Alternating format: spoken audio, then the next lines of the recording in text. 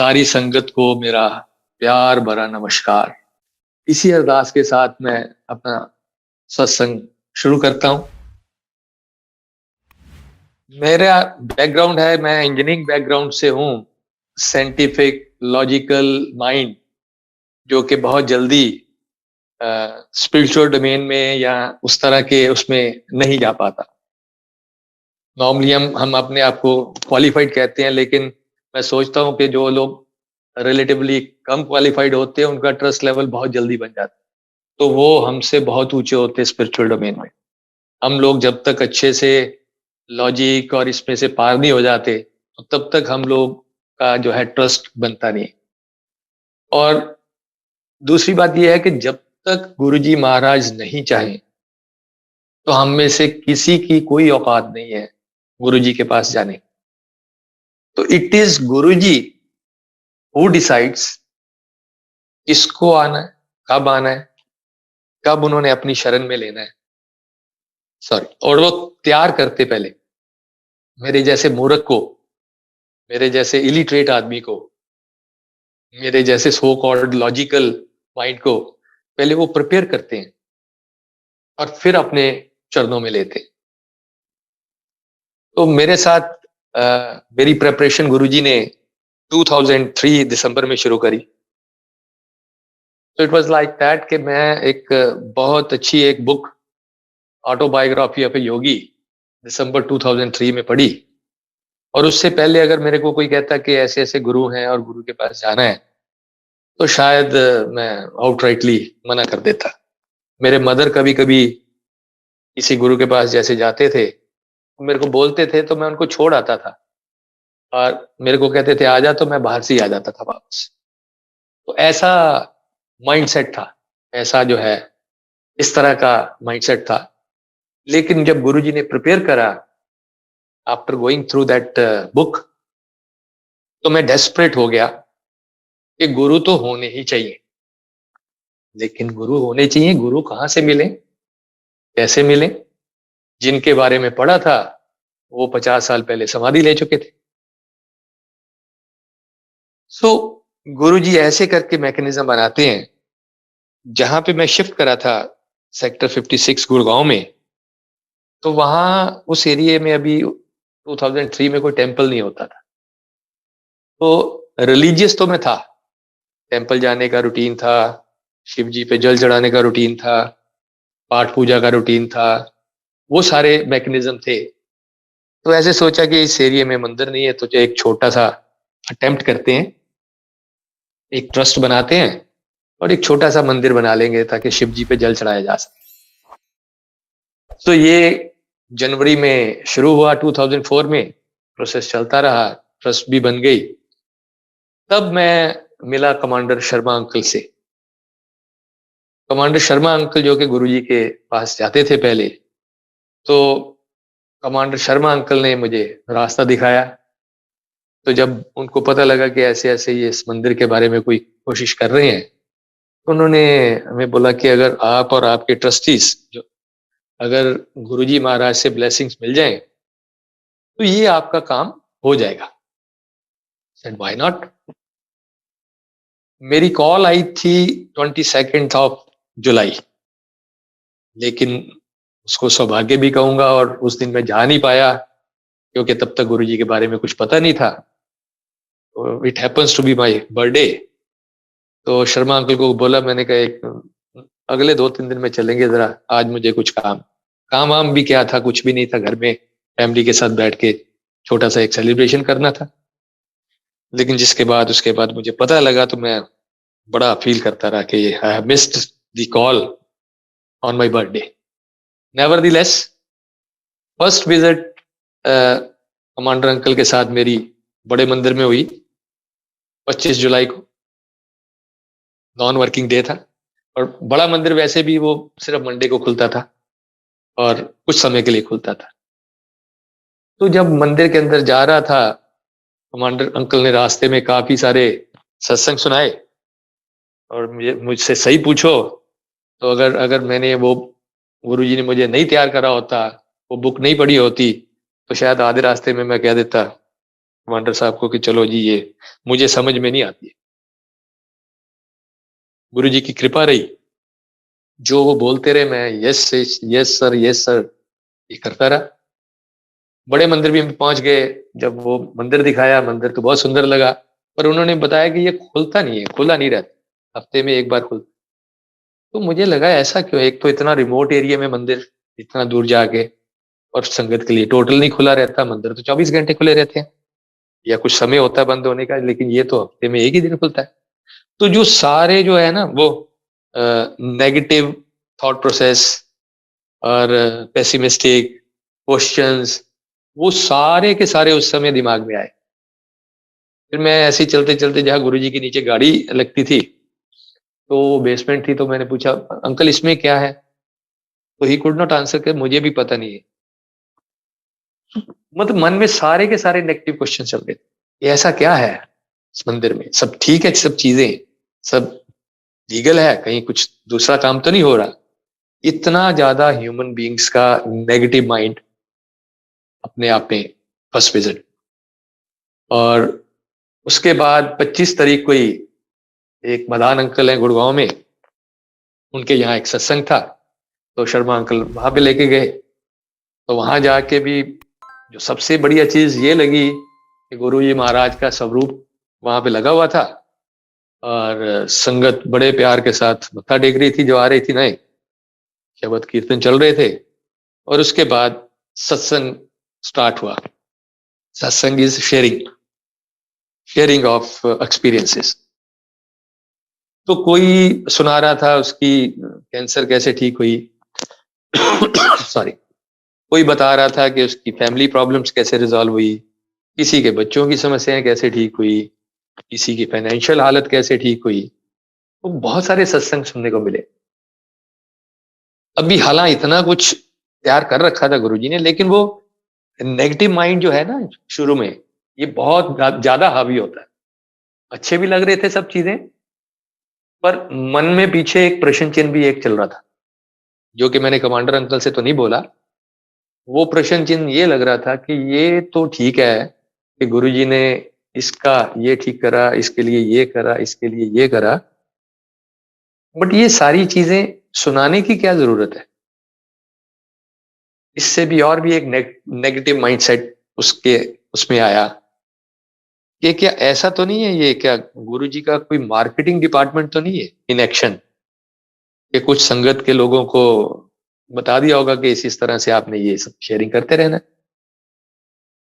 तो इस तरह का मेरा माइंडसेट था before going to Guruji. Nevertheless Sharma uncle को कुछ नहीं बोला मैंने, पर उसके बाद जब बारी आई हमारी 29 ऑफ जुलाई थर्सडे को, हमारे साथ और भी 8-10 ट्रस्टी थे उस टेम्पल कमेटी के, तो गुरुजी के पास जब एम्पायर स्टेट में गए, तो वो नज़ारा तो बहुत ही खूबसूरत था।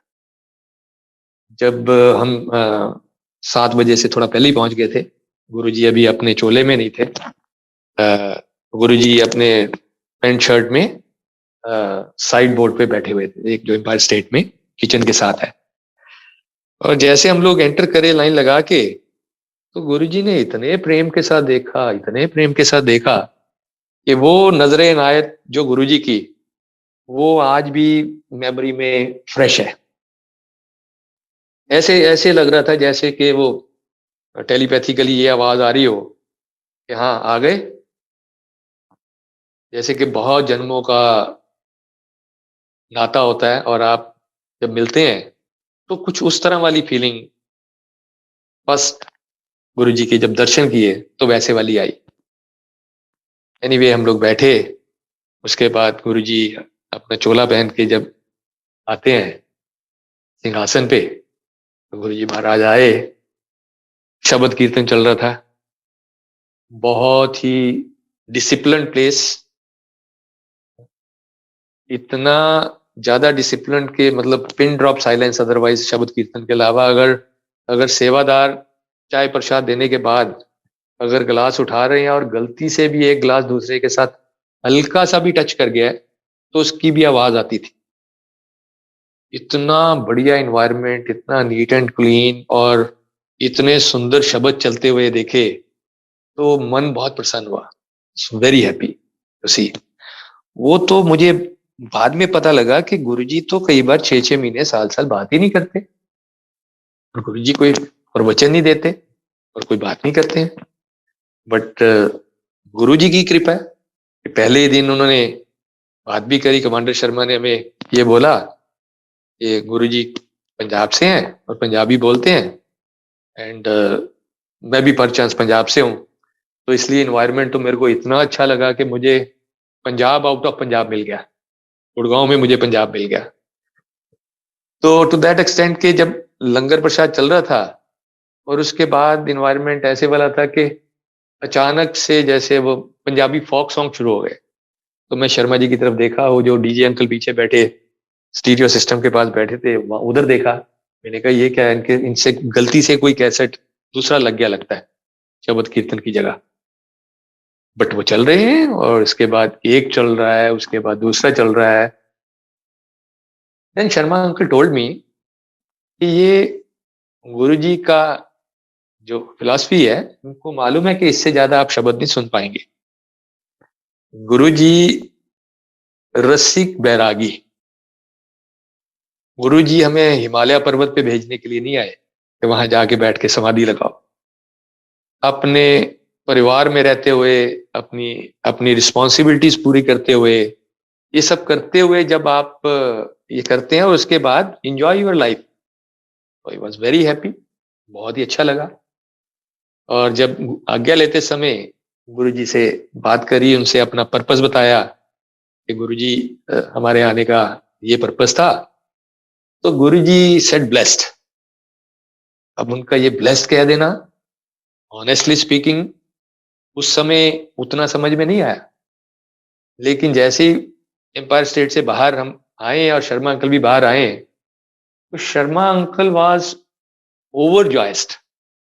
वो इतने खुश थे कि जैसे कि वो प्लॉट भी एलोकेट हो गया हमें हुडा का टेम्पल के लिए, और टेम्पल बन भी गया। And this was because he was having the experience at his background. उनका ये कहना था कि अगर गुरुजी के मुख से कुछ शब्द निकल गए तो मीन्स वो इट विल कम ट्रू। तो हो गया ये। एनीवे वापस आए, घर आके मैंने अपनी गुरु जी के यहाँ सारे अंकल आंटी कहते हैं, my my wife, now we call her aunty in Guruji's terminology. तो मैंने अपनी वाइफ को और डॉटर को बोला कि जगह बड़ी सुंदर है और आप चलेंगे? She said, why not? एक बार चलने में क्या हर्ज है। तो उनका फर्स्ट विजिट था 1 अगस्त 2004 संडे को, और जब वहां गए तो उन्हें भी बहुत ही मजा आया जाके, इतना सुंदर इन्वायरमेंट। गुरु जी महाराज बैठे हुए हैं और उनके लिए तो जिसको कहते हैं, शी शेयर्ड विद मी कि मैं जब से गुड़गांव आई हूँ तो मुझे पंजाब जैसा वो फील ही कभी नहीं आया। ये ड्राई लगा मुझे ये एरिया बहुत, लेकिन यहाँ आके मुझे बहुत शांति मिली है। मैं ऐसी जगह तो पिछले 5 साल से खोज रही थी। तो गुरुजी तैयार करते हैं और गुरुजी ने जोड़ा, तो तब तक गुरुजी बस महापुरुष। और ये भी बात हमें बाद में मालूम हुई कि कभी कभार शर्मा अंकल ने बताया कि उनके जाने के बाद 6 महीने बाद उनको गुरुजी का एक पॉकेट साइज एक स्वरूप गुरुजी ने दिया। तो वी वर लकी एनफ कहें, या हमारी लाइफ की आगे की जो इश्यूज ऐसे वाले थे कि उस दिन संडे वाले दिन 1 अगस्त को A4 साइज का एक गुरुजी का स्वरूप हमें वो एम्पायर स्टेट से मिला। Very happy. हालांकि उस समय उसकी इंपॉर्टेंस नहीं पता होती थी। तो जैसे हर घर में एक मंदिर होता है, तो घर आके ऑनेस्टली स्पीकिंग मंदिर के अंदर भी नहीं, मंदिर के ऊपर एक जगह पे अनफ्रेम्ड फोटोग्राफ को हमने स्वरूप को रख दिया। अब हाउ द थिंग्स मूव, हमारे साथ 2 हफ्ते में गुरुजी ने इतना कुछ कर दिया इतना कुछ कर दिया, मैं उसको बहुत ब्रीफ में शेयर करूंगा कि then there was no looking back. सबसे पहले तो एक शब्द जो बहुत चलता है और सबने सुना होगा कि बिन बोलिया सब किछ जान ला, इस आगे कीजिए अरदास। लिटरली दिस हैपेंड ट्रू कि हम लोग गए थे टेम्पल के लिए, हम लोग अपनी कोई सी प्रॉब्लम गुरुजी के पास लेके गए ही नहीं थे, या मन में कोई ऐसी वो रख के नहीं गए थे कि हमारी ये वाली प्रॉब्लम लाइफ की और ये सॉल्व हो जाए। आंटी भी जब गई थी तो इस वाले भावना से, इस वाले उससे कोई गए नहीं थे हम लोग। लेकिन जैसे कहते हैं कि जब आप गुरु के पास जाते हैं तो वो स्कैन कर लेते हैं आपको, और जिसको कहते हैं नदरी नदर निहाल कर देते हैं, एक ही दया दृष्टि डालते हैं। तो हम ये क्या कहें कि उनको सब आगे पीछे का मालूम है, हम लोग बनाए ही उसके हुए हैं, हमारी तकदीर ही उसने लिखी हुई है, तो उसको तो सब पता होना स्वाभाविक ही है, मालूम है उनको सब।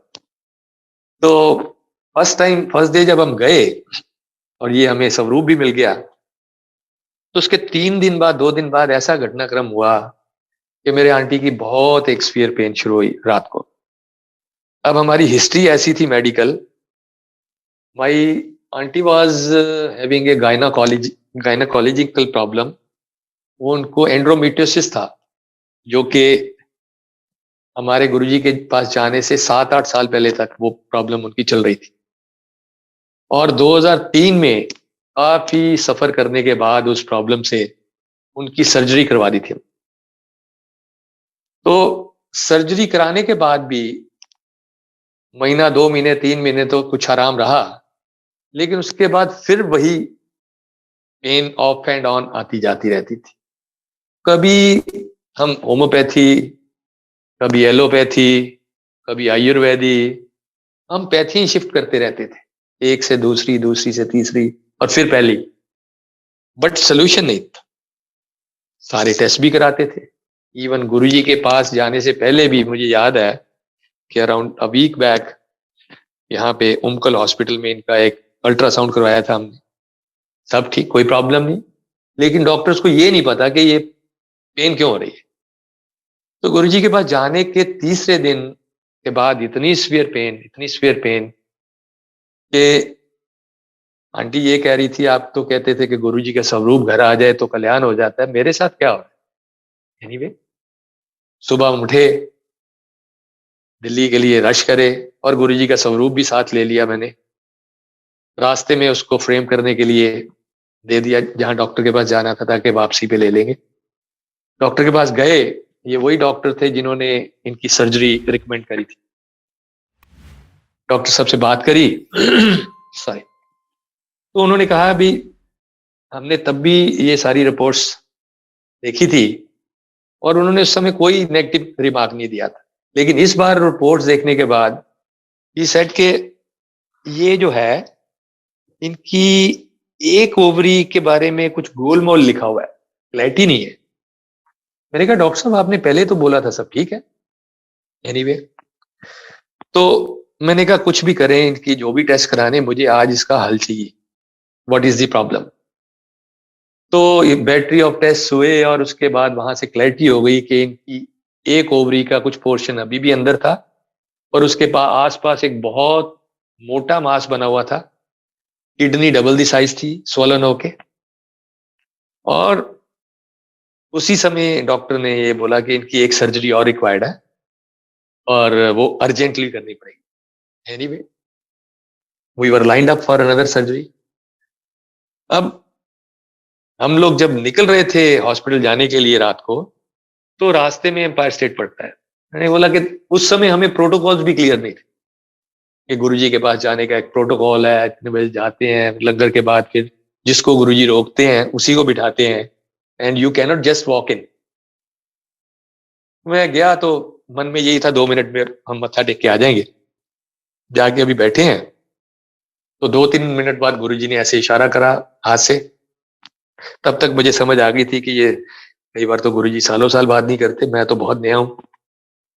दूसरी तीसरी बार करा तो किसी दूसरे ने, संगत ने ऐसे कोनी मारी, आपको बुला रहे हैं गुरुजी। हम लोग गए, जाके प्रार्थना करी, ऐसे ऐसे इस काम के लिए आए हैं, एंड ही सेड ब्लेस्ड, और हम लोग निकल पड़े।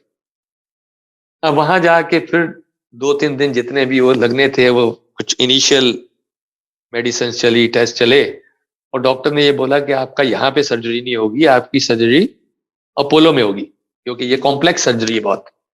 एनीवे, केम बैक, और बीच में फिर एक अपॉर्चुनिटी मिली 11 से 16 अगस्त के बीच में, कि गुरु जी के पास जब फिर गए, तो शब्द कीर्तन की इंपॉर्टेंस उस समय समझ में आती है।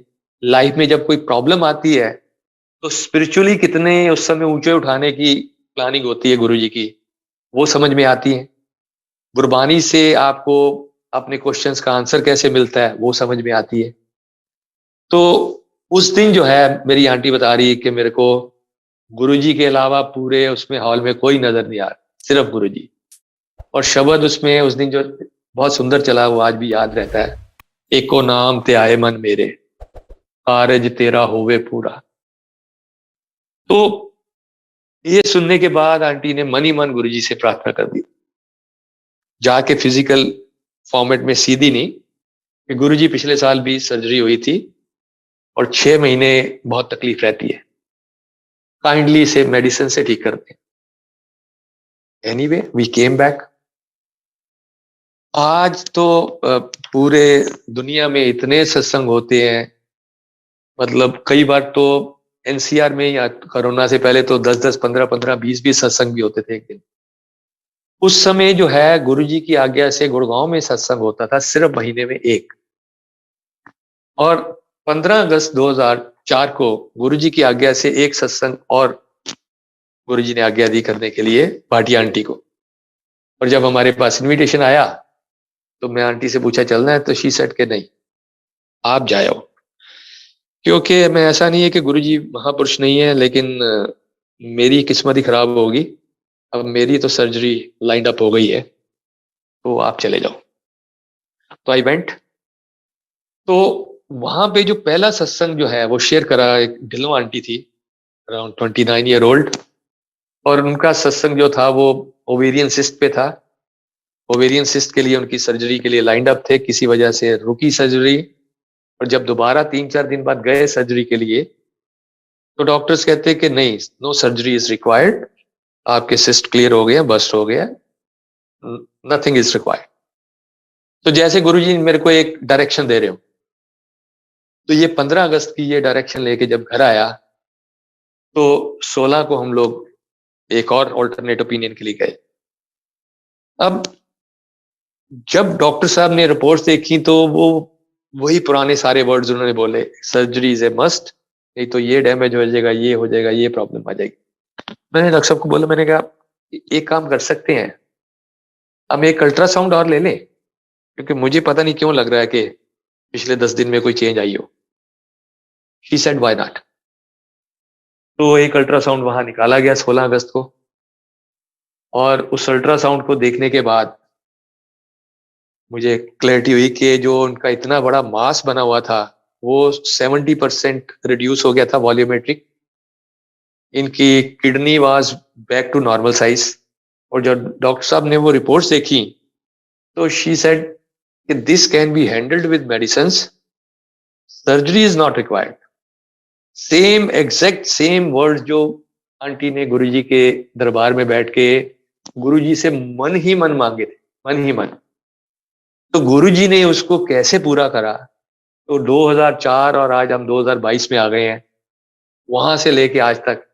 लेकिन कभी कभी हम ये कहते हैं कि शायद मांगना भी नहीं आता, कि हमने मांगा ये कि गुरुजी सर्जरी के बगैर इसको मेडिसिन से ठीक कर। तो मेडिसिन तो खानी पड़ी, कुछ समय मेडिसिन खानी पड़ी, बट नेवरदीलेस सर्जरी की कभी जरूरत नहीं पड़ी 2004 से 2022 तक। तो ये ब्लेसिंग्स है गुरुजी की, जो हमारे साथ जस्ट 2 हफ्ते के अंदर अंदर हो गई थी, 1 अगस्त और 16 अगस्त। और जिस डॉक्टर ने डेट दे रखी थी सर्जरी की, वो भूल गई, उन्होंने मेडिसिन लिखी इनकी और फर्क कर दिया। ना इस पूरे 2 हफ्ते में जो गुरुजी ने मुझे सिखाया, कि जो मेरे मन में प्रश्न चिन्ह था कि शायद ये कुछ लोगों को पकड़ के खड़ा कर देते होंगे। तो मैं इतना शर्मिंदा हो रहा था, इतना शर्मिंदा हो रहा था कि उससे अगले सत्संग के लिए मैं ऐसे करके हाथ खड़ा करके सत्संग करने के लिए लाइन में खड़ा था। और गुरुजी का ये कहना कि सत्संग सुनने वाले दा और सत्संग करने वाले दा, दोनों का कल्याण। Know what really it means, अगर मैंने वो ढिल्लो आंटी का सत्संग नहीं सुना होता तो शायद हम लोग ऑल्टरनेट ओपिनियन के लिए नहीं जाते। हम लोग मन बना चुके थे कि ये सर्जरी मस्ट है, ये करनी ही पड़ेगी। इसी तरह से सब्सिक्वेंटली जब ये सत्संग शेयर करा है तो पूरे ये 17 साल में बहुत बार बहुत सी आंटीज मेरे पास आई कि इस सत्संग के सुनने के बाद हमारा अगला लाइन ऑफ एक्शन इस तरह से चेंज हुआ। तो मुझे गुरुजी ने ये समझाया with in few weeks, look ये सत्संग की इंपॉर्टेंस क्या है, okay. And I literally got ashamed कि मेरे मन में क्या चल रहा था। और 29 जुलाई को मैंने फर्स्ट टाइम गुरुजी के पास गया था एम्पायर स्टेट, और 29 अगस्त 2004 को मैं इतनी मोटी मेडिकल फाइल लेके मैं सत्संग शेयर करने के लिए हाथ खड़ा कर रहा था। अभी भी माइंड वो लॉजिकल था कि किसी से बात करेंगे तो उसको ये भी तो बताएंगे कि ये पहली रिपोर्ट थी और ये अब की रिपोर्ट है और ये इसके एविडेंसेस हैं। मतलब माइंड अभी भी एविडेंसेस के ऊपर बात कर रहा है।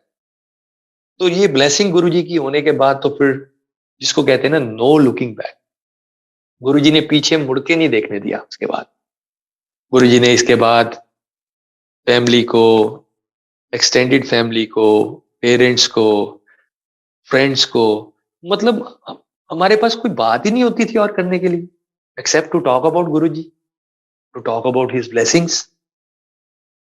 और वो जो मंदिर के लिए जिसके लिए गए थे वो लैंड एलोकेट हो गई, उस पे मंदिर बन गया।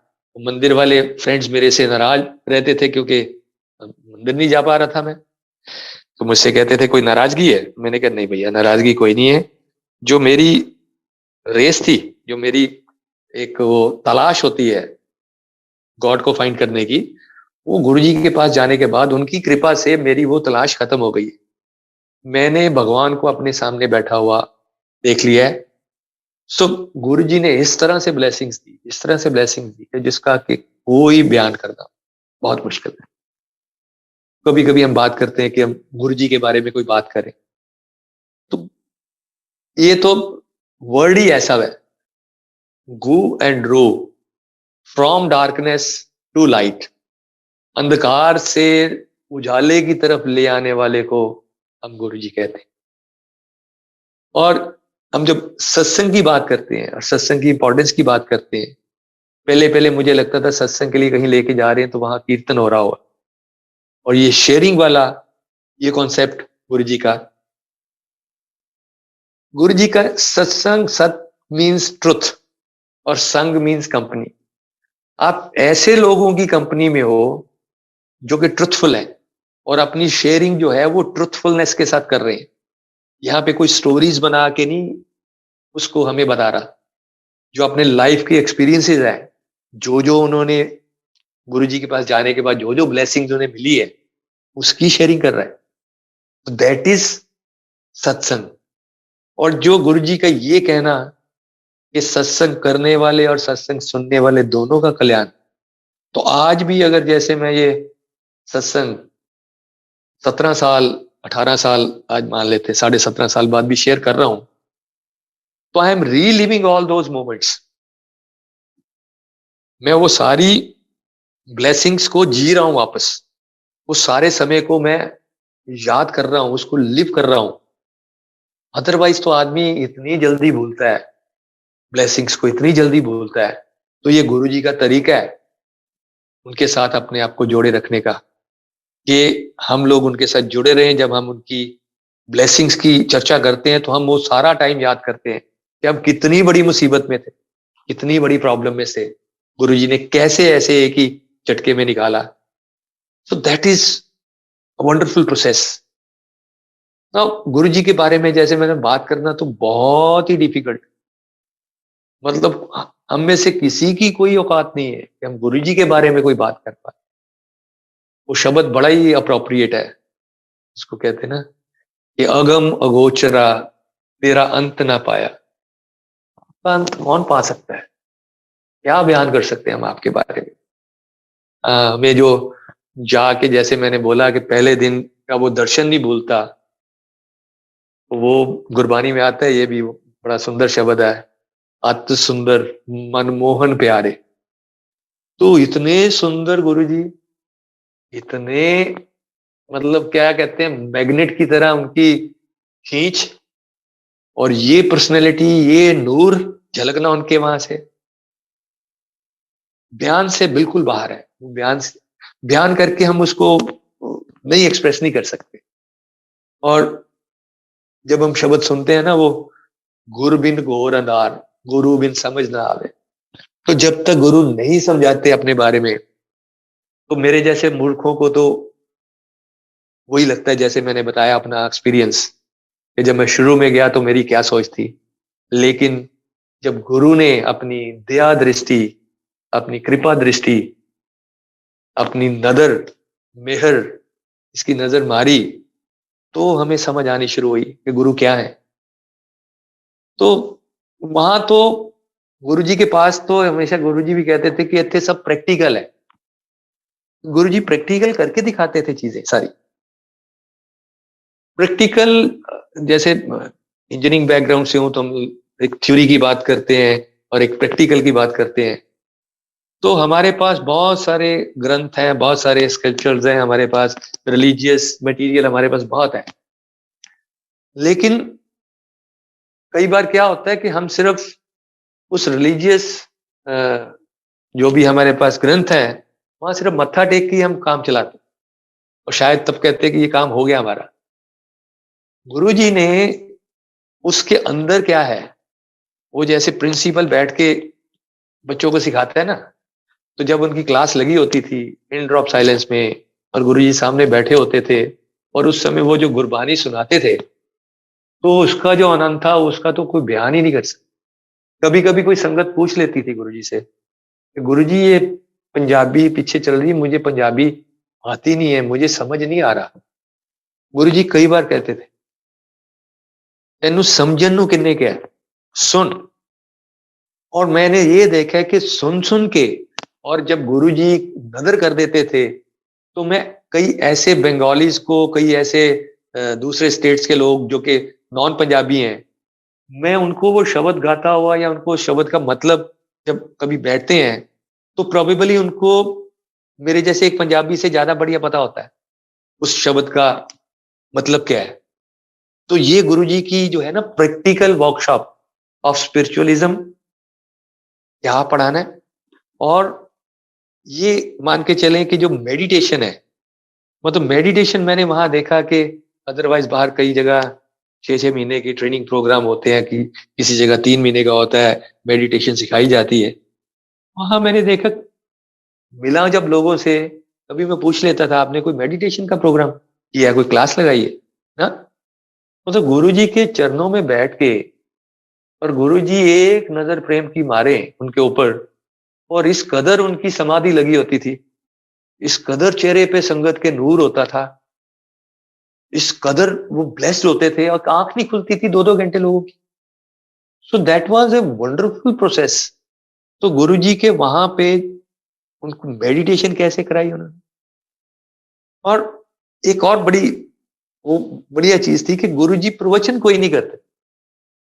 अब प्रवचन भी नहीं करते, और हर हर हफ्ते हम इस तरह खींचे जाते थे, जैसे वहां पे एक मैग्नेट लगा हुआ है, उसके पास से निकल के हम कहीं जा ही नहीं सकते। और हफ्ते में एक बार जाके आ जाना, उसके बाद again we are looking forward, क्या वापस कब आए हमारा नाम, हमारा बारी कब आए। हफ्ते में एक बार जाने की परमिशन थी।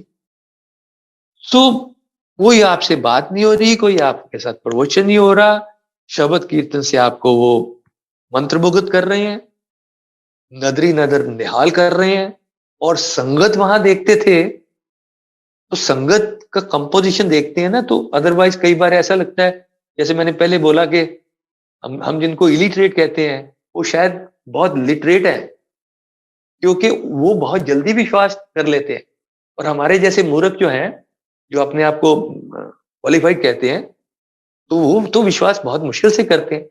लेकिन वहां पे जब देखा कि ऐसे ऐसे लोग जो विश्वास नहीं करते जल्दी से, जैसे सीए देखे वहां पे, इंजीनियर्स देखे, डॉक्टर्स देखे, हमें बिजनेसमैन देखे, पढ़े लिखे लोग, उस सबको देख के ऐसा लगता था कि जब तक इनको लिटरली कुछ चीज एक्सपीरियंस नहीं करी होगी ना, ये किसी के कहने पे एक बार तो आ जाएगा, लेकिन दोबारा नहीं आएगा।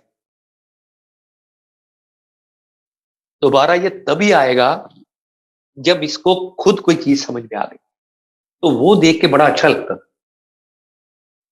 तो एक और बड़ी मतलब मजेदार जिसको कहते हैं कि जो गुरुजी के बॉडी से तो उनकी बॉडी के अलग अलग पार्ट से अलग अलग खुशबू आती है, लेकिन हमारा जो है जो सबके लिए अलग अलग गुरुजी का वो रहता है।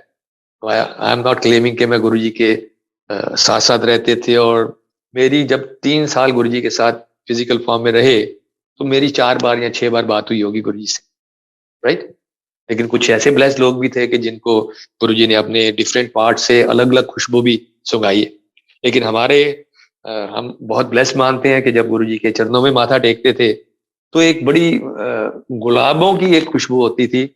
शुरू शुरू में तो शायद ये भी भ्रम होता था कि कोई सेंट लगा लिया होगा ऐसे वाला, लेकिन वो इतनी इतनी डिफरेंट थी, मतलब कि उसको डिफाइन ही करना मुश्किल है। और सब्सिक्वेंटली जब गुरुजी कभी अपनी प्रेजेंस दिखाने के लिए, जब फिजिकल फॉर्म में थे और फिजिकल फॉर्म में आज नहीं है, तो जब वो अपनी प्रेजेंस दिखाते हैं तो वो ही पर्टिकुलर खुशबू गुरुजी की आज भी आती है। तो वो भ्रम जो है शुरू में जो हम मूर्ख लोगों के हैं वो रहते हैं ह्यूमन बीइंग्स के। लेकिन उस खुशबू से मुझे वो पंक्तियां याद आ रही हैं बहुत सुंदर, वो कि तेरे आने की जब खबर महके, तेरी खुशबू से सारा घर महके। तो ऐसे बहुत सत्संग हैं लोगों के, बहुत, कि गुरुजी के बारे में सोचा तो घर फ्रेगनेंस से भर जाता है और लोग परेशान हो जाते हैं। पड़ोसी आके देखता है कहाँ से आ रही है, यहाँ जाके अब देखते हैं कि पड़ोसी ने कोई ऐसी वो सुगंधी तो नहीं लगा रखी या ऐसी अगरबत्ती तो नहीं जला दी। सो दिस इज गुरुजी महाराज। और उनके ब्लेस करने के तरीके इतने सिंपल, जस्ट ये कह देना कि जा ऐश कर, और उनके मुंह से ये बात सुनने के लिए तरस जाते थे लोग। So we are lucky enough के एट डिफरेंट मोमेंट्स गुरुजी ने ये ब्लेसिंग्स दी। जा तेरा कल्याण कीता, ब्लेस्ड। सो इतना कह दिया गुरुजी ने तो समझो कि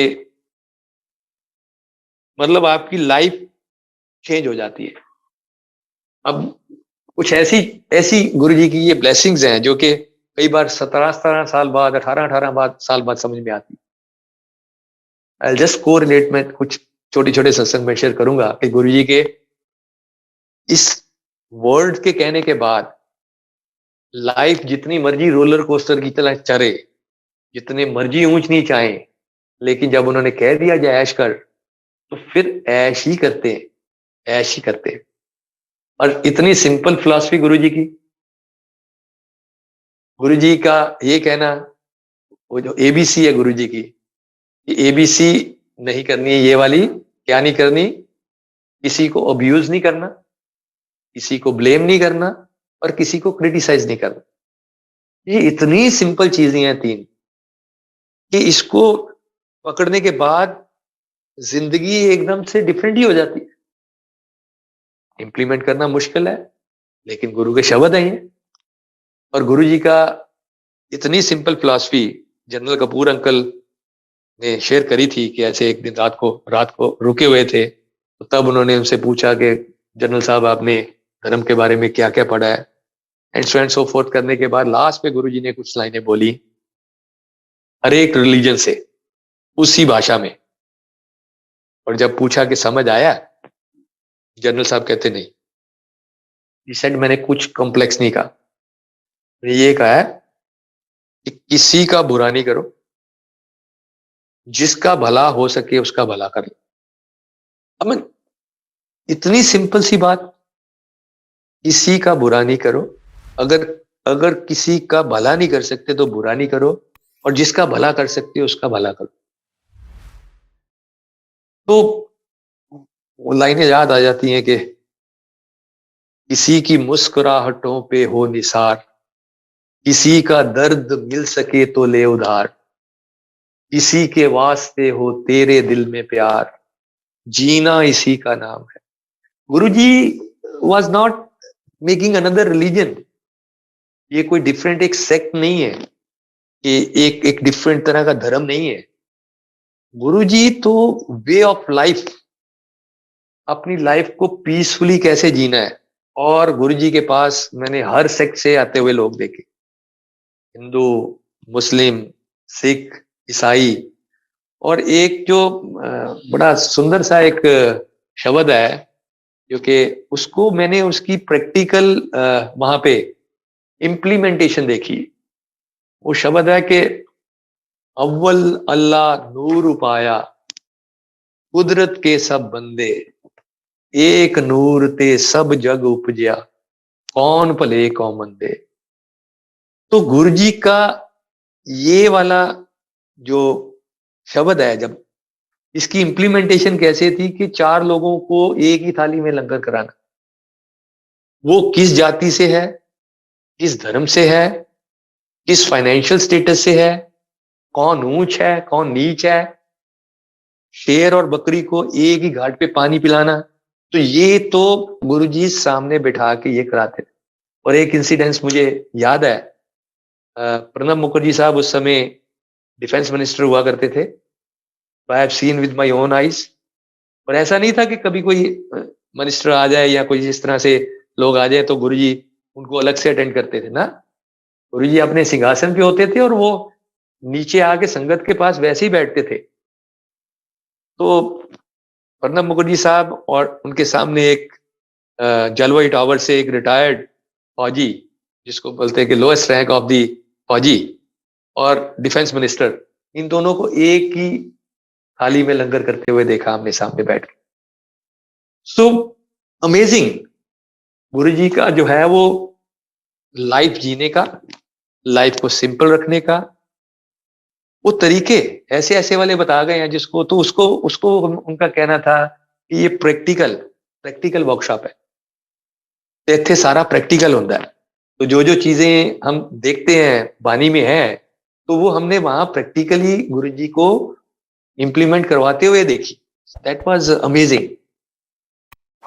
और एक 26 दिसंबर 2004 को क्लियर फॉर्म पे एक सत्संग हुआ था। मैं 2-3 मिनट में इसके बारे में बताना चाहता हूं कि जनरल कपूर अंकल को ये रिस्पॉन्सिबिलिटी मिली थी। और जब जनरल साहब पूछते रहते थे कब, तो गुरुजी डेट नहीं दे रहे थे। तो जब डेट से पहले गुरुजी ने जिस समय इसकी डेट दी, तो ये कहा कि जिसको बुलाना है मैं बुलाऊंगा। तो गुरुजी ने बहुत सारे भक्तों को, जो कि उस समय छुट्टी का वो हॉलीडेज का टाइम था और अलग अलग जगह घूमने के लिए जा रहे थे, बहुत सारों को बोला कि सत्संग आना है, गुरुजी साड़ियां तो टिकटा हो गई हैं, कैंसिल करा दो।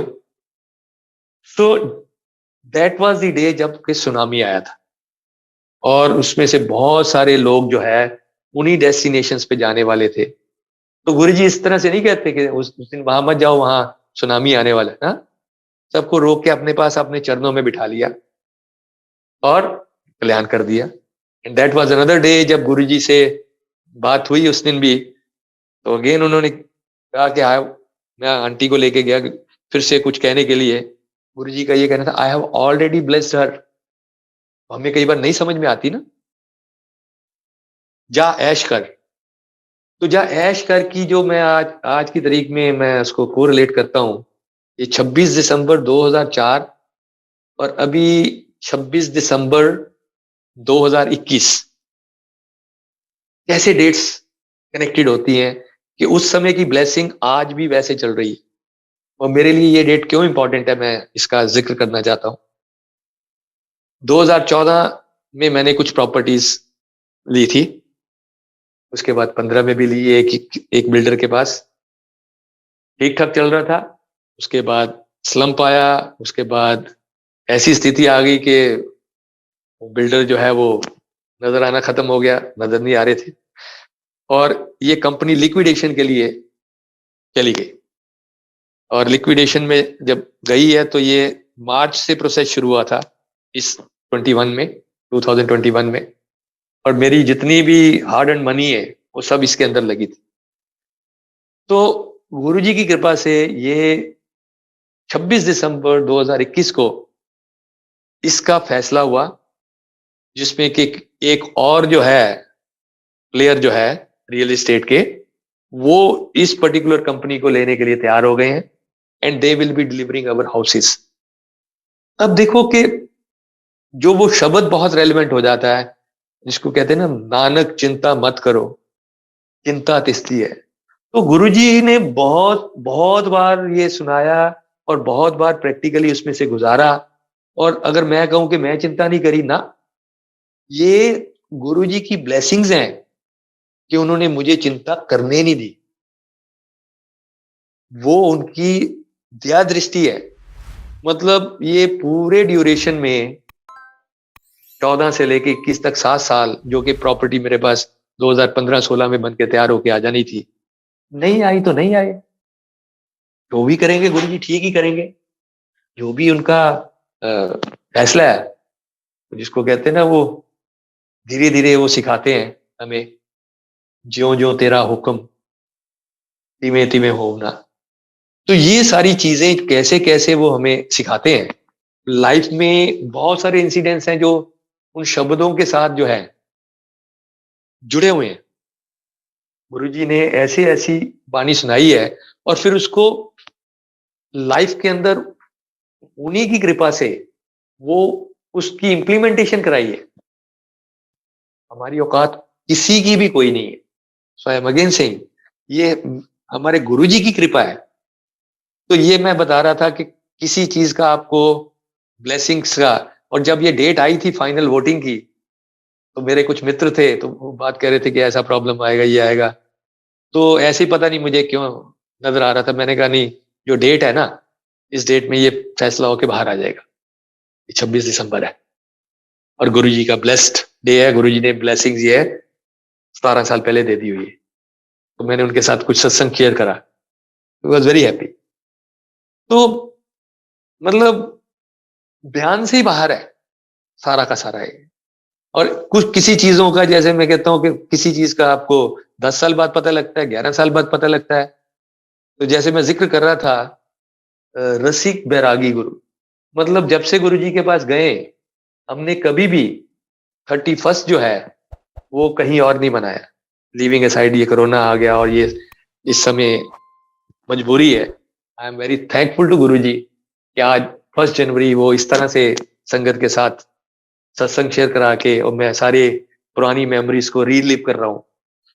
तो गुरुजी के पास जिस समय वो 31st को जाते थे, तो शब्द कीर्तन चलते थे, वो सारे प्रोसेस में से निकलने के बाद फिर उसके बाद डांस नंबर भी चलते थे और मजे भी कराते थे बहुत। तो मेरी बिटिया ने ऐसे ही एक दिन मन ही मन गुरु जी से बोला कि गुरु जी ਤੁਹਾਡੀ संगत ਜਿਹੜੀ है ना बहुत भोली है। ਤੁਸੀਂ ਜਿਹਨੂੰ ਕਹਿ ਦਿੰਦੇ ਹੋ डांस कर, ਤੇ डांस करना शुरू कर देते हैं। ਜਿਹਨੂੰ नहीं भी आंदा वो जॉगिंग ही करता रहता है, बट डांस करते ने। ਤੇ ਤੁਹਾਡਾ मन नहीं करता कदे डांस करन ਨੂੰ। तो ये मन ही मन बोला और खत्म होगी बात।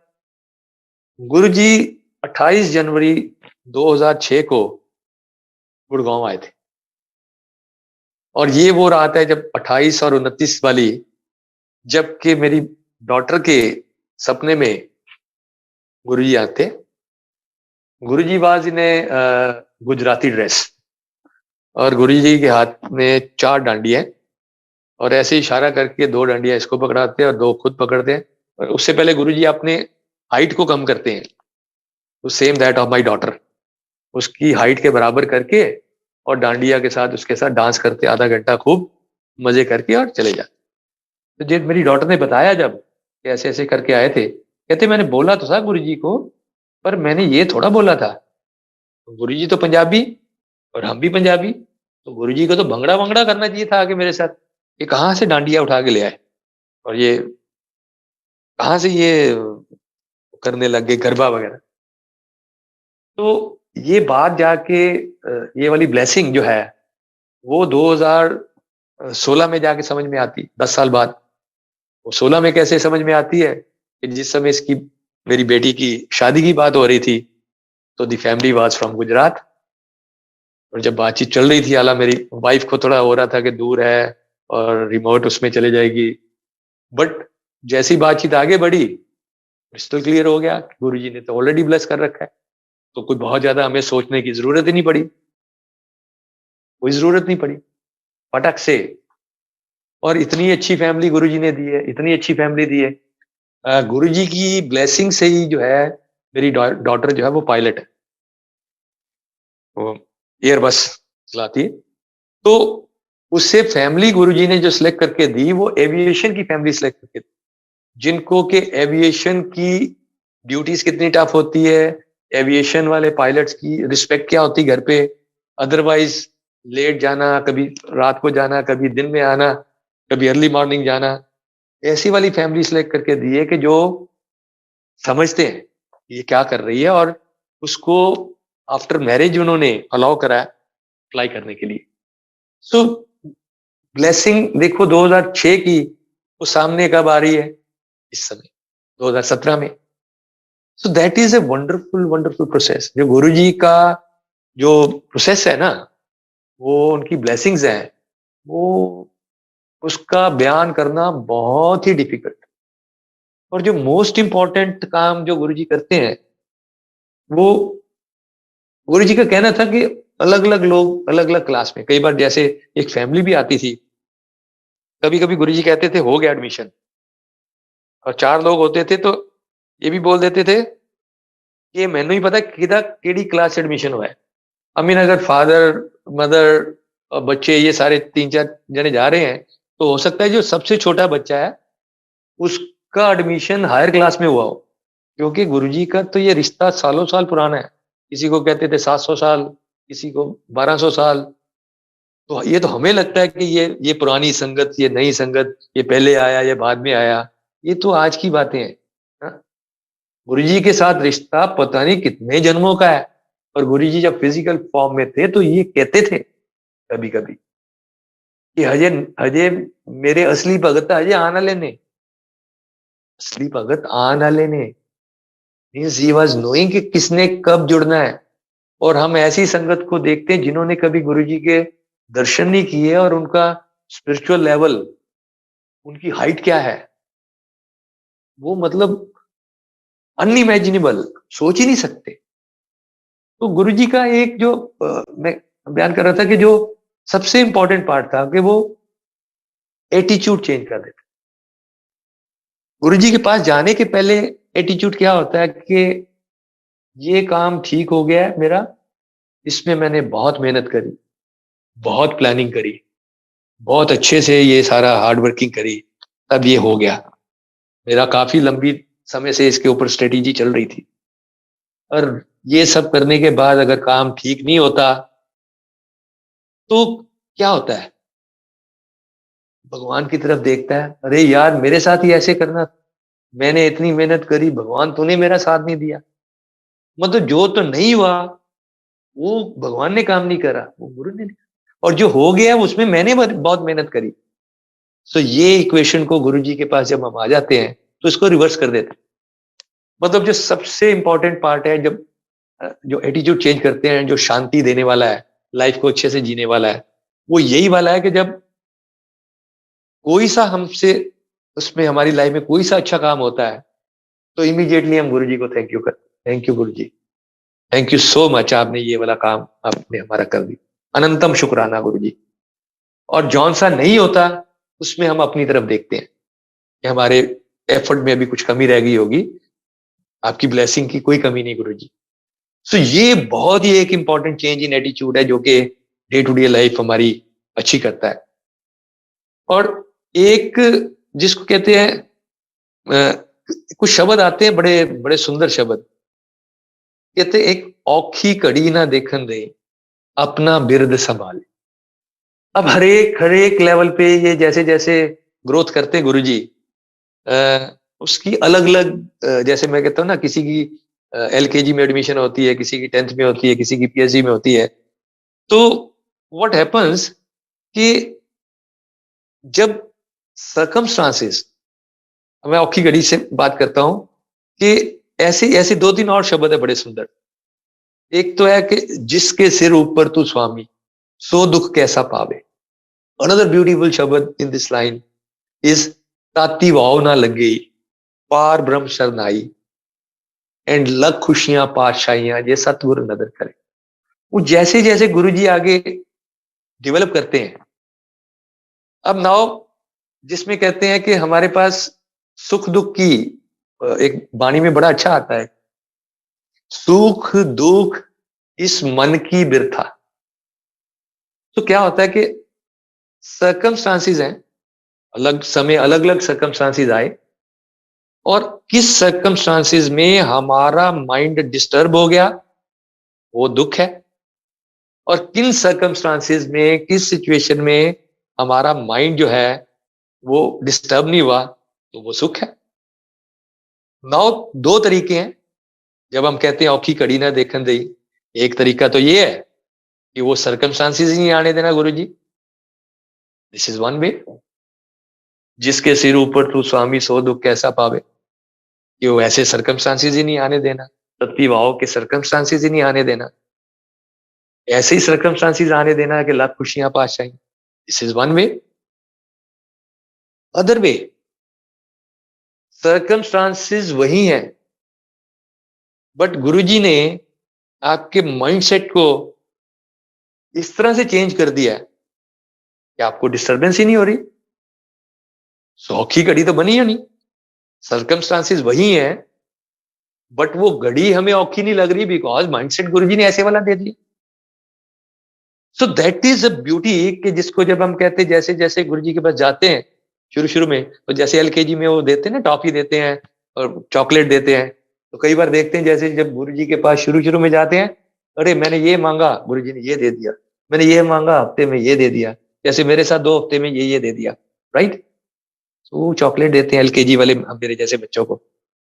एंड देन जैसे जैसे फिर ग्रो करते हैं, ग्रो करने के बाद हर बार सर्कमस्टांसिस को चेंज नहीं करते वो, लेकिन उन्हीं सर्कमस्टांसिस में आपके मन को शांत करने का वो ब्लेसिंग दे देते हैं। So that is amazing, that is मतलब उसका कोई मुकाबला ही नहीं है कि जो। और इसमें भी जैसे हम बात करते हैं ना, लख खुशियां पातशाहियां जे सतगुरु नजर करे, व्हाट हैपन्स, ये भी अलग अलग जैसे जैसे गुरुजी के अलग अलग क्लासेस हैं उसमें इस शब्द का अलग अलग से मीनिंग होता है। तो नॉर्मली लख खुशियां मटीरियलिस्टिक वर्ड में हम इसको कनेक्ट कर जाते हैं। किसी का बर्थडे होता है तो उस समय ये शब्द लगाते हैं, किसी का घर बन गया तो ये तब ये शब्द लगता है, राइट। कोई शादी का फंक्शन है उस समय। बट इसको थोड़ा सा गहराई से और देखें, लख खुशियां पातशाहियां जे सतगुरु नदर करे, निमक एक हर नाम दे मेरा मन तन शीतल होए। अब निमक इज कि जितनी देर में हम एक आंख को झपकते हैं, वो कह रहे कि उतने ही टाइम के लिए जब हम आंख को झपका रहे हैं उतने टाइम के लिए अगर वो मेरे को हरि का नाम उसके साथ जोड़ देते हैं तो उतने में मेरा मन तन शीतल होए। सो दिस मन तन शीतल होए is now circumstances versus how I am behaving in those circumstances। ऐसे मन को शीतल कर देते हैं, ऐसे मन को शीतल कर देते हैं कि जिसका कोई बयान ही नहीं। I mean, जैसे टाइम टू टाइम गुरुजी ने सिखाया नानक चिंता मत करो, और उसको प्रैक्टिकली इंप्लीमेंट कराया। मेरी डॉटर गुरुजी की आज्ञा से पायलट बनी, राइट। उनसे हमने परमिशन ली थी, 5 साल तक जॉब नहीं थी, रिसेशन आ गया। तो वो वाला टाइम ऐसे वाला था कि गुरु जी ने हमें ऐसी ब्लेसिंग दी कि उस टाइम को हम सब ने इतना अच्छे से गुजारा। और जितना अच्छा मेरी डॉटर ने उस समय उस फेज में सीखा है जिंदगी के बारे में, मतलब हम तो, I was around 46 year old जब मैं गुरु जी के पास गया हूँ, 45 ईयर ओल्ड। बच्चे चले गए हमारे, जो बिटिया मेरी 14 साल की थी। तो कभी कभी तो मैं यही सोचता हूँ कि इन बच्चों की वजह से हम लोग गए हैं वहां पे। हमारी बारी है तो अदरवाइज हम भी चले जाते जब हम 14 साल के होते। ये बच्चे हमारे ब्लेस्ड हैं, मेरी डॉटर ब्लेस्ड है। और क्या क्या नहीं सिखाया गुरु जी ने, क्या क्या नहीं सिखाया। तो अप्स एंड डाउन्स लाइफ की, जैसे अब 2 साल निकले पिछले वाले, बहुत ही ज्यादा डिफिकल्ट, शायद याद भी नहीं करना चाहते हम इन टफ टाइम्स को। बट नेवर दी लेस, इस सारे टाइम में गुरु जी ने, जिसको कहते हैं ना कि अगर वो चिंता वाले कंपोनेंट के अगर 1-2% कभी बच गया होगा, तो इसमें सिखाया। जिस समय हमने लोगों को ऐसे जाते देखा, मेरे ऐसे कुछ अच्छे मित्र थे, उनको जाते देखा, बहुत क्लोज वालों को, तो वो गुरबानी की जो है ना वो, हम आदमी हाँ एक दमी, मोहलत मौत न जान, मतलब वो लिटरली वो समझ में आया कि ये जितना मैं के अंदर चलते रहते हैं, एक दम है। आदमी का मतलब ही है एक दम। अगर एक दम नहीं आया तो आदमी नहीं है, फिर वो डेड बॉडी बन जाती है। उसको बॉडी कहते हैं। नाम उसी समय तक है जब तक दम आ रहा है।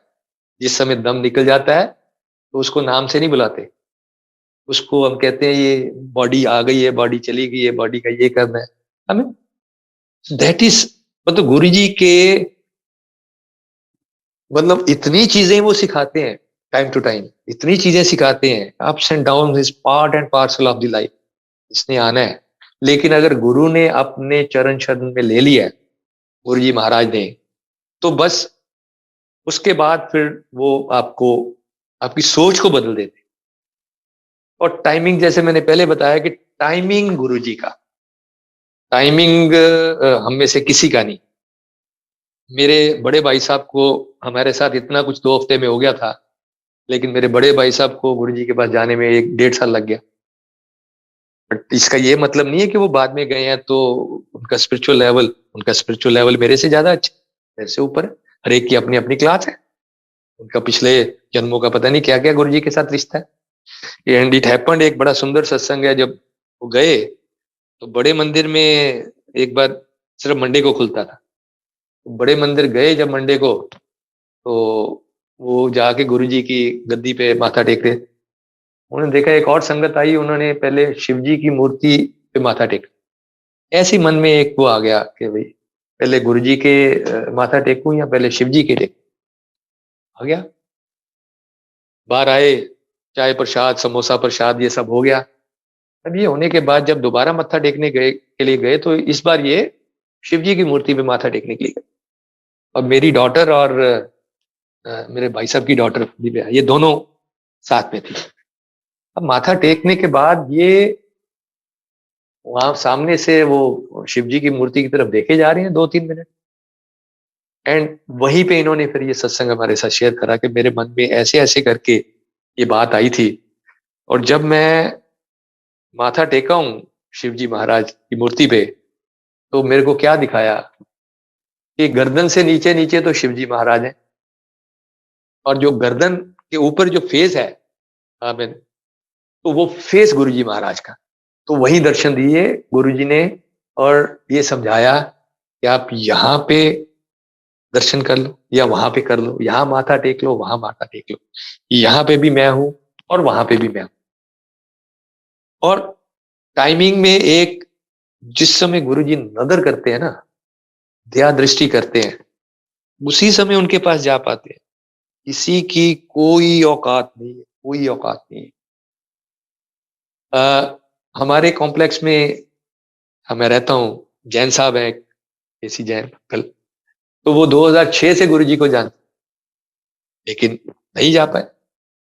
उसके बाद गुरुजी ने फिजिकल फॉर्म छोड़ दी। उसके बाद गुड़गांव में कभी कभी एनुअल सत्संग होता था, उसमें चले जाते थे, लेकिन जो जुड़ाव होता है ना, वो जुड़ाव नहीं हुआ। अब समय आया 2017 में जुड़ाव का। अब जब समय आया तो एक दिन मेरे पास उनका कॉल आता है कि ऐसे ऐसे करके मैंने एक सपना देखा है। क्या देखा है? कहते कि मैं एक ऐसी जगह पे हूँ जहाँ बहुत ही ज्यादा रश है, बहुत भीड़ है, लाखों की संख्या में, और इसके बीच में से कोई महापुरुष आके मेरे सिर के ऊपर हाथ रख के जाते हैं, और इससे पहले कि मैं उनको देख पाऊं वो अदृश्य हो जाते हैं। तो मैंने कहा, जैन साहब आप मेरे को सवेरे सवेरे ये वाला ड्रीम क्यों सुना रहे हो? ही सेड कि मैंने और किसी को अपने जानकर जो है मेरे फैमिली से या और फ्रेंड्स या किसी और को नहीं देखा, लेकिन उस भीड़ में मैंने आपको देखा है। तो मैंने कहा फिर तो आपको क्लियर है, आपको पता है मैं कहाँ जाता हूँ? कहते इसलिए फोन करा है, गुरु जी के पास जाना है। तो वो जब 2017 में उनका वो जुड़ाव हुआ, वो इतना अमेजिंग कि जब फर्स्ट टाइम समाधि पे माथा टेकने के लिए वो गए हुए थे, तो पीछे से उनकी पीठ पे ऐसे करके उन्होंने शेयर करा वहीं आगे मेरे साथ, जोर से किसी ने हाथ मारा और पंजाबी में बोलते हैं, चल उठ जाओ, बहुत मत्था टेक लिया, खड़ा हो। और कहते मैंने पीछे मुड़ के देखा, देयर इज नो वन, कोई भी नहीं। एंड सब्सिक्वेंटली तो ये है कि वीक में कभी एक बार, कभी 2 वीक में एक बार गुरुजी उनको दर्शन दे रहे हैं, सपने में उनको डायरेक्शंस दे रहे हैं, और उनके घर में स्वरूप आ गया है एक, जो घर में रख लिया है। और उनकी डॉटर इन लॉ शालू जैन को सपने में आके गुरुजी कहते हैं कि मेरी चाह कितने है। तो सुबह उन्होंने कॉल करा मेरे को कि ऐसे ऐसे करके क्या हमें कोई सत्संग करना चाहिए। मैंने जनरल पूछा कि आप जो है गुरुजी को भोग लगवाते हैं? कहते नहीं, हम तो जैन्स हैं, हमारे यहाँ तो कोई ऐसा रिचुअल नहीं होता। ऐसा क्या होता है? मैंने कहा जो कुछ आप खाते पीते हैं, अगर गुरुजी का स्वरूप आके आपके घर में हो गया तो ये समझो कि गुरुजी महाराज वहां पे विराजमान है। ब्रेकफास्ट करते हो तो गुरुजी को पहले ब्रेकफास्ट कराओ, एंड सिमिलरली लंच डिनर। तो दे स्टार्टेड लाइक दैट। ऐसे ही उनके घर में एक बार सत्संग था, तो गुरुजी ने उनको सपने में बताया एक शब्द, कि सत्संग में ये वाला शब्द चलेगा और इस कलर के फूलों की डेकोरेशन होगी। That much of the detailing. तभी मैं कह रहा हूँ, सलूट करता हूँ नई संगत को कि गुरुजी का उनके साथ प्यार। तो वो सवेरे उठ के कहते नेट पे मैंने ढूंढा, वो मैंने कभी शब्द नहीं सुना था, तो वो शब्द मिला, उनके घर सत्संग हुआ, उन्होंने वो शब्द चलाया। तो कभी कभी तो मैं ही जैन अंकल को बोलता था कि जैन अंकल, अभी गुरुजी महाराज आए ना आपके सपने में, तो यार उनको बताना मैं भी इसी कॉम्प्लेक्स में रहता हूँ, इस वाले टावर में। हंस रहा था मैं उनके साथ। तो गुरुजी का जो कनेक्शन है, हर एक का 1:1, हर एक का अपना अपना कनेक्शन है। और आज अगर हम ये देखते हैं कि गुरुजी महाराज फिजिकल फॉर्म में अवेलेबल नहीं है, तो शायद जो लोग फिजिकल फॉर्म में जिन्होंने दर्शन करे हुए हैं, उनके लिए वो ज्यादा पॉसिबिलिटी थी अपनी बात कह पाना ना। मैं एक सत्संग गुरुजी के फिजिकल फॉर्म छोड़ने के बाद का और शेयर करता हूँ आपके साथ। ये मेरी छोटे ब्रदर की बेटी देवयानी का है।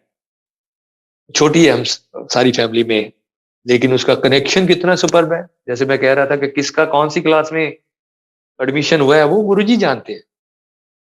तो देवयानी 2011 में हमारे पास गुड़गांव आई, +2 करने के बाद IIT की तैयारी करने के लिए।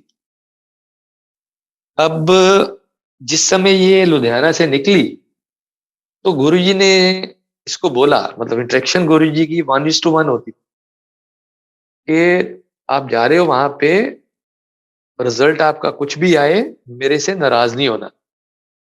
ओके गुरुजी। ये हमारे पास आई, 1 साल पूरी इसने पढ़ाई करी अच्छे से, but result was not up to the mark. अब जो IIT वाली है, ये रात जब रिजल्ट आया तो ये आंख बंद करके सोए, फिर उठ के बैठ जाए। क्या हुआ? वो गुरुजी आ जाते, मेरे को तो उनसे बात ही नहीं करनी, मेरा इतना छोटा सा काम नहीं करा सकते थे, इतने बड़े बड़े काम करते हैं सबके। तो हर एक भगत की और हर एक मतलब गुरु की 1:1 वो कनेक्शन है। एनीवे, नाराजगी खत्म हुई तो उसकी एडमिशन जाके हुई बठिंडा में। तो कहाँ आईआईटी और कहाँ बठिंडा सिविल इंजीनियरिंग में। और जब ये लड़की 5th सेमेस्टर में आ गई, 5th सेमेस्टर के एग्जाम्स थे, उससे पहले गुरुजी ने फिर इससे इंटरेक्ट करके इसको बोलना शुरू करा कि तू छाड़ दे, इथे नहीं पढ़ना। गुरुजी, अब मेरी पढ़ाई खत्म होने वाली, 3 सेमेस्टर में मेरी इंजीनियरिंग हो जाएगी। नहीं, तेनू क्या इथे इथे नहीं, फीस नहीं भरनी। एनीवे, छोटे ब्रदर के साथ बातचीत हुई, घर आई जब ये, एंड ही सेड कि ठीक है, अगर गुरुजी ने कह दिया तो छोड़ो। सभी गुरुजी को बहुत मानते हैं। अब छोड़ने के बाद करना क्या है, गुरुजी ने इंस्ट्रक्शंस दी कि आपको शेफील्ड यूनिवर्सिटी में, यूके में, आपको स्ट्रक्चरल इंजीनियरिंग में एमटेक करनी है, वहां अप्लाई करना शुरू करो। अब जब अप्लाई कर रहे हैं वहां से इतने नेगेटिव रिस्पांस, इतने नेगेटिव रिस्पांस कि +2 के बाद पहले 1 साल ड्रॉप करा आईआईटी के लिए, उसके बाद सिविल इंजीनियरिंग के 5 सेमेस्टर कर लिए। हम इस तरह से बच्चों को नहीं लेते। जो गुरुजी कहते रहे, ये चलता रहा 2 ढाई महीने 3 महीने, ये सत्संग चलता रहा। इट वॉज लॉन्ग सत्संग, but end of the day फिर वाइस चांसलर का एक बार कॉल आता है कि हमने एक स्पेशल मीटिंग करी थी कि आपका इतना फॉलो अप है, पर इस बच्चे के तो मार्क्स ही अप्रोप्रिएट नहीं है, इसके 70% मार्क्स हैं और हमारा कट ऑफ जो है 80% है, उससे नीचे हम बच्चे नहीं लेते, इसको फॉलो अप करना बंद करें। अगेन पिंग पोंग, जो भी गुरुजी की डायरेक्शंस हैं वो फॉलो हो रही हैं। And one fine day get A call कि हमने जो इस पर्टिकुलर ब्रांच ऑफ इंजीनियरिंग के लिए इंडिया के स्टूडेंट्स के लिए ये कट ऑफ जो है इसको 80% से 70% कर दिया, एंड इस बच्चे की एडमिशन हो जाएगी कल, हम डाल देंगे आपको मेल। तो दैट इज इन 2014। सो कहने का ये मतलब है कि हम गुरुजी से मारुति मांगते हैं, उन्होंने मर्सिडीज देनी है। गुरु गुरु के खेल है ना, क्या हम क्या मांग रहे हैं, उन्होंने क्या देना है। हम आज मांग रहे हैं, उन्होंने 3 साल बाद देना है। तो टाइमिंग गुरुजी के, ओके, कब देना है, क्या देना है, देना या नहीं देना, उनके हुक्म के अंडर रहना। तो ये प्रोसेस जो है ना, ये गुरुजी ने काफी डिफिकल्ट ढंग से जब सिखाते हैं ना, तो सिखाते अपने तरीके से, फिर वो नींबू की तरह निचोड़ते हैं। तो ये जिस समय हो गया उसका एडमिशन 2014 में हो गया था, 2019 में उसकी कंप्लीट होगी 5 साल। अब 5 साल की पढ़ाई जो है यूके में अपने आप में एक लंबा चौड़ा फंड मांगती है, और ब्रदर के रिसोर्सेज जितने थे छोटे बिजनेस में से, तो गुरुजी ने उसके बिजनेस को अप्रोप्रिएट करा ताकि वो उसको अफोर्ड कर पाए। तो वो करने के बाद 2019 में फिर क्या होता है कि इसकी 1 हफ्ता रह जाता है, इसकी जॉब नहीं है। क्योंकि जब भी देखते हैं वो पासपोर्ट देखते हैं इंडिया का, तो मीन्स नहीं, पहले ब्रिटिश वालों को मिलेगी। तो लिटरली जितने भी बच्चे थे इसके बैच में जो फॉरेन कंट्रीज से थे, इतना उस समय वहां पे जॉब्स का रिसेशन था, वो सब अपने अपने कंट्रीज वापस चले गए, एक्सेप्ट हर। 1 वीक बचा हुआ है और हम सबको भरोसा है कि गुरुजी करेंगे जो। And just a week before she gets a job, job आ जाती है, सब चीजें ठीक ठाक चलती है। In the mean time corona has clicked in. 20 में जॉब भी चली गई, और उसके बाद 20 में इसका जब जॉब नहीं है तो वीजा नहीं, वो 2-3 महीने मिलते हैं, जुलाई तक का वीजा है 2020 का।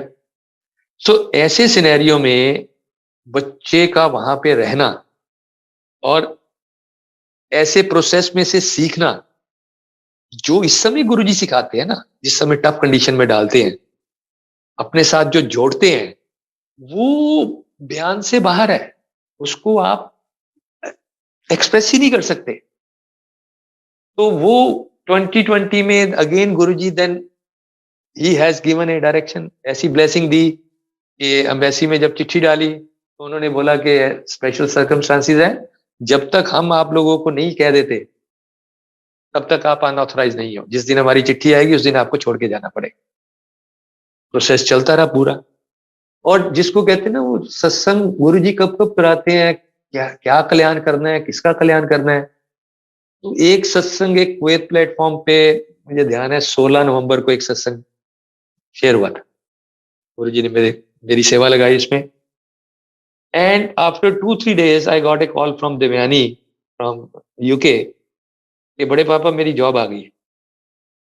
आई मीन पूरा 1.5 साल बिना जॉब के बिना वीजा के यूके में सस्टेन कराना अकेले बच्चे को, फैमिली की सपोर्ट नहीं है, कैसे कैसे वो हर चीजों को झेल रहा है।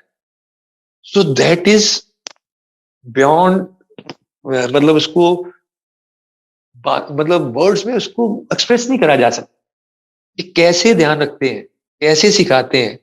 एंड जब हम सब एक्साइटेड थे उसकी बात सुन के, तो शिवा सिंह आप में से मुझे ये तो कोई पूछ ही नहीं रहा कि मुझे कितने साल का कॉन्ट्रैक्ट मिला है। बड़े पापा मुझे 5 साल का कॉन्ट्रैक्ट मिला है।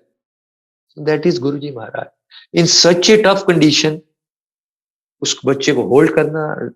मतलब कहाँ से जर्नी शुरू करी उसकी आईआईटी से, और गुरुजी ने क्या देना है, कब देना है, टाइमिंग क्या है, ये सारे के सारे गुरुजी महाराज के तरीके हैं। और जब हम कहते हैं कि आज गुरुजी नहीं है, गुरुजी कहीं गए ही नहीं है ना। एक बार मेरी डॉटर जब गुरुजी फिजिकल फॉर्म छोड़ा तो शी गॉट वेरी डिस्टर्ब, और इतना होता था कि एक रात को एक बार गुरुजी सपने में आए और वो she was at Empire State. Empire State में जो ऊपर को सीढ़ियां जाती हैं तो वो देखती है कि ऊपर से गुरुजी सीढ़ियों से नीचे आ रही है, तो कहती मैं जाके गुरुजी को जो है ना माथा टेका, उनको मैंने लिटरली हक कर लिया। मैंने कहा गुरुजी मुझे आपकी बहुत याद आती है, मेरे को आपकी बहुत याद आती है। तो कहते गुरुजी ने पता क्या कहा, मैं कित्थे गया, मैं तो किधरे भी नहीं गया, मैं तो ਇੱਥੇ ही हाँ, ਜਦੋਂ भी तू मैनू याद करेगी मैं तेरे नाल हाँ। सो कहाँ गए गुरुजी, कहीं भी नहीं गए, एब्सोल्युटली कहीं भी नहीं गए। बट एक चीज जो वो बहुत इंपॉर्टेंट है, बहुत ही सुंदर शब्द है, और प्री कंडीशन वही है। प्री कंडीशन ये है कि सतगुर का दयाल होना बहुत जरूरी है। हम में से किसी की कोई औकात नहीं है, कोई औकात नहीं है। टाइम एंड अगेन स्ट्रेसिंग, तो कहते हैं सतगुर होए दयाल ता शरदा पूरी है। कोई बंदा कहता है जी मेरा तो बहुत सरेंडर है, मैं तो बहुत ही ज्यादा गुरु जी पे बिलीव करता हूं, एब्सोल्युटली मतलब गलत स्टेटमेंट है। वो तब है जब सतगुरु आपके ऊपर दयाल हो गए। तो ये सतगुरु जिस समय दयाल हो जाते हैं ना, तभी श्रद्धा पूरी होती। तो सतगुरु हमेशा प्रार्थना है कि अपनी दया दृष्टि हम सबके ऊपर बनाए रखें, लेकिन हम सारे जल्दी भूल जाते हैं ना। वो एक शब्द आता है ना, थैंकलेस हो जाते हैं। छोटी सी प्रॉब्लम आ जाए फिर कंप्लेंट्स चालू हो जाती हैं हम सब, इंक्लूडिंग मी। तो कहते हैं ना तेरा कीता जातो नाही मैनू जोग कितोए, मैं निर्गुण आरे को गुण नाई आपे तरस पिया महरामत हुई सतगुर सज्जन मिलिया। आई मीन जब वो तरस करते हैं, मेहर करते हैं, तभी सतगुर मिलते हैं और उसके बाद उनकी ब्लेसिंग शुरू होती है। लेकिन हम उसका कीता ही भूल जाते हैं, उसका कीता जानते ही नहीं है वो क्या क्या करते हैं हमारे लिए। हर श्वास, हर ग्रास सब उन्हीं की कृपा से चल रहा है। It is all his blessings all together. मतलब हम करोड़ों बार भी शुक्राना करें तो वो पॉसिबल नहीं। और अनदर चीज है, जैसे आज मैं अपना सत्संग शेयर कर रहा हूं, तो ये ऐसे वाला ही है कि इसको वर्ड्स में बयान नहीं करा जा सकता। और जब तक आदमी को किसी को भी उसकी एक्सपीरियंस खुद नहीं आ जाता ना, तब तक तो ये सब बातें हैं।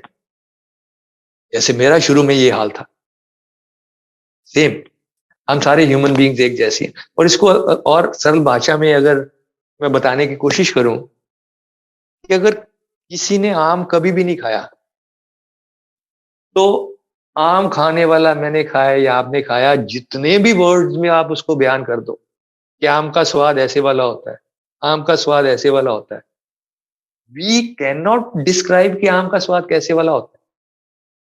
आम का स्वाद तो आम खाने के बाद ही पता लगता है। सेम इज ट्रू, जब गुरु जी की ब्लेसिंग्स हैं, स्पिरिचुअलिज्म है, जब गुरु जी ब्लेस कर देते हैं और वो वाला एक्सपीरियंस दे देते हैं, तो उसकी तभी समझ आती है। मेरे जैसे 100 आदमी, लाख आदमी बात करते रहे, इसका कोई वो नहीं है। वो सिर्फ हल्की सी एक डायरेक्शन जरूर आ जाती है कि ये दिशा ये वाली, लेकिन जब तक वो एक्सपीरियंस खुद नहीं कर लेते, वो गुरुजी उनको खुद ब्लेस करके वैसा तजर्बा नहीं देते, तो तब तक ये सब बातें रहती हैं। इसका कोई बहुत ज्यादा वो नहीं है। तो गुरुजी की ब्लेसिंग्स सबके ऊपर बने। और एक और मुझे याद आ रहा है, एक बार कुछ लाइफ में ऐसा वाला फेस चल रहा था कि जिसमें मेरे को एक शब्द ये बहुत ही ज्यादा सुनने को मन कर रहा था। और मैं जिस सत्संग में जाता था, कम से कम 5-6 बार ऐसा कोइंसिडेंस हो गया। अब इसको कोइंसिडेंस कहें, गुरुजी की डायरेक्शन कहें। वो शब्द है, ज्यों ज्यों तेरा हुक्म तिमे त्यों होना। तो जब आंटी और मैं इकट्ठे होते थे, जब जैसे ही 5-6 शब्द चलने के बाद ये चलता था, ये मेरी तरफ देख के मुस्कुराती थी, मैं इसकी तरफ देख के मुस्कुरा देता था। और कुछ उस समय ऐसी स्थिति थी कि बस यही कहता था, ओके सर, जो जो तेरा हुक्म, मुझे ये सिखा दो। बहुत डिफिकल्ट है ये सीखना, बट जैसे जैसे आप सिखाते रहे। अब मैं आपको ये शेयर इसलिए कर रहा हूं कि मैं I am born at Amritsar. Amritsar से मैं हरमंदिर साहब छोटे होते जाता रहा हूँ। I was there till 74, 1974। Subsequently हम लोग लुधियाना आ गए, सब्सिक्वेंटली गुड़गांव आ गए, राइट। मैं 2019 में, माई डॉटर इज पायलट, तो इसकी कोई फ्लाइट थी अमृतसर की, तो इसने इंसिस्ट करा कि नहीं, हुआ मेरा एक दिन का ब्रेक भी है, तो जाके आएंगे, थोड़ा घूम के आएंगे। चले गए। तो जब हरमंदिर साहब गया मैं रफली 25 एक साल बाद, तो जब हम एंटर कर रहे थे हरमंदिर साहब में, तो कौन सा शब्द वहां पे चल रहा था? ज्यों ज्यों तेरा हुक्म तिवें त्यों होना। सो गुरु जी महाराज बताते, मैं हर जगह हूं, हर जगह हूं मैं।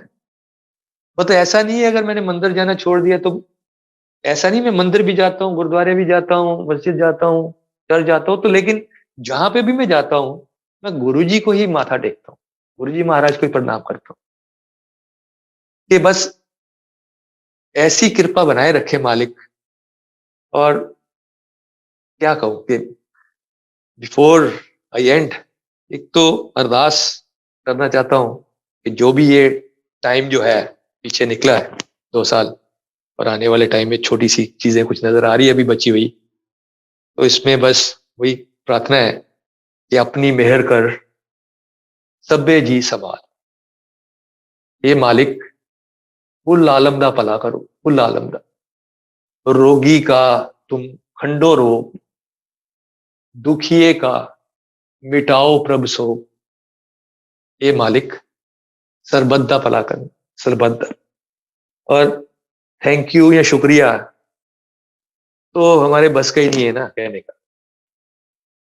मतलब हम कितना भी उसका शुक्रिया करते रहे, कितना भी करते रहे, वो पॉसिबल नहीं है कि हम उनका शुक्रिया अदा कर सकें। तो लास्ट में इसी से वाणी को विराम दूंगा कि बहुत शुक्रिया,